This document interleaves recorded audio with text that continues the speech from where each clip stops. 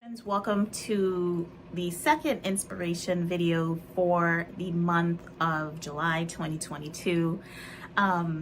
For anybody watching this video and happens to be new, I usually just read a quote from a thought leader or an author or just an Instagram account I like, and then I say a few words about it, and the point is really just to inspire you, keep you motivated to keep going forward with your writing. And they're pretty quick videos. Sometimes I go over though, but hopefully I don't get carried away today. I wanted to read a quote that I found on Pinterest.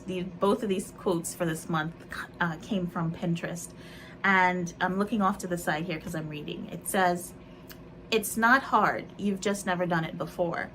Know the difference, engage your curiosity, shift your perspective." And it didn't have an author attached to this. I wish I had known who said it. I'm gonna put it under unknown, but I love this quote. And I talked in the last video about perspective, so to just take that a step further and elaborate a little bit more, I did a post and also a podcast on growth mindset versus fixed mindset. So if you go to the right mindset on any platform like Apple, iTunes, and etc., you'll be able to find this episode. But I love that concept of shifting your perspective. We oftentimes say those things, right, about so many aspects of writing. It's hard, especially like when it comes to marketing. It's hard, right? It's difficult. I get it. It's not easy, that's for sure.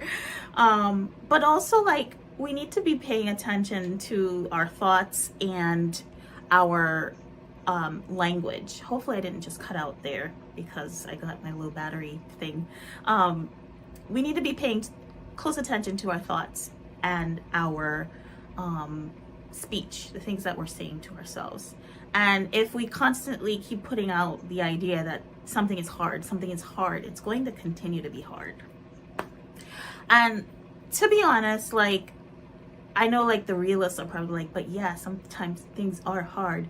And I get that. I want to say I acknowledge that. And also with writing, especially, yes, writing can be difficult. I choose to actually put the word can be in there because it's actually not always difficult. Sometimes it's easy. Sometimes it is. But if you're constantly like, writing is hard, that's what's going to keep happening. It's going to continue to be hard. And sometimes, yes, I hit a brick wall, or I don't know how to figure something out. But then I, again, try to shift my perspective and I adopt that growth mindset.